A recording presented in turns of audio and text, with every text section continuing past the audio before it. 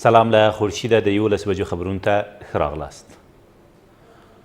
په کابل کې د ملګرو ملتونو دفتر یا یونما په هلمند کې د امریکایي ځواکونو په یو هوایي برید کې د 23 ولسي وګړو وژل کېدل تایید کړل. د یونما د خبرپاڼې له مخې په دې پیښه کې چې 3 شپې مخکې د هلمند د ګرمسیر ولسوالۍ په زنځیري دریاب سیمه کې رامنځته شوې 3 نور ماشومان هم ټپیان شوي دي. د خبرپاڼې له مخې په وژل شویو کسانو کې 10 ماشومان او 8 مېرمنې هم شاملې دي. خو په ورته وخت کې افغان حکومت او امریکایي ځواکونو دغې پیښې د څېړنې له پیله خبر ورکړی دی. له دې سره سم پوځي شنونکي او هیوادوال وایي که د افغان او بهرنیو ځواکونو په هوایي بریدونو کې ولسي وګړو ته د مرګ ژوبلې له اوښتو مخنیوی ونه شي نو د حکومت او ولس ترمنځ به واټن ډیر شي.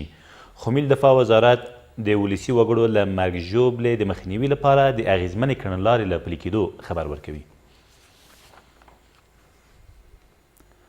د هرات سیمه ییز مسؤلین وایي په شینډنډ ولسوالۍ کې طالبانو په خپل منځي نښتو کې له دواړو لورو 28 تنه وژل شوي دي. په دې نښته کې چې تېره ورځ ترسره شوې له دواړو لورو 18 نور طالبان هم ټپیان شوي دي.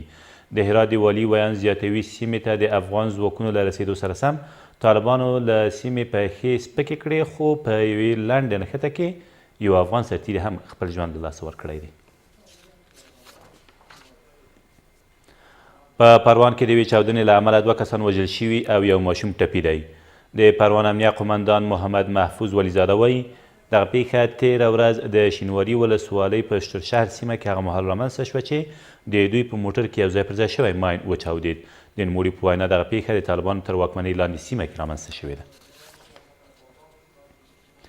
په کونړ کې د سید جمال الدین افغاني پوهنتون د نږدې 100 جریبه ځمکې د احاطوي او سنادي دیوال د جوړېدو چارې تېره ورځ پیل شوې. پر دغه 6,000 متره مربع احاطوي او استنادي دیوال څه باندې 26 میلیون افغانۍ لګښت راځي چې د هند له لوري ورکړل شوي دي. د کونړ والي زیاتوي د دغې پروژې له بشپړېدو سره به نه یوازې دا چې د پوهنتون اړوند لسګونه جریبه ځمکه او ودانۍ د سیند له ګواښ سره وژغورل شي بلکې د ډاډمن چاپریال او کاري فرصتونو په رامنځته کېدو کې به هم مرسته وکړي. په ورته وخت کې دغه پوهنتون مشر د ولایتي شورا غړي او قومي مشرانو له مرکزي حکومت وغوښتل چې د یاد پوهنتون پراختیا برخې ته لا زیاته پاملرنه وکړي.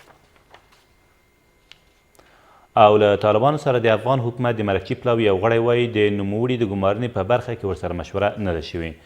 د حج او اوقافو وزارت مرستیال عبدالحکیم منیب زیاتوي که څه هم د سولې په برخه کې هلې ځلې کوي خو اړتیا ده چې له طالبانو سره د امریکې د سولې په خبرو کې وضاحت ورکړل شي.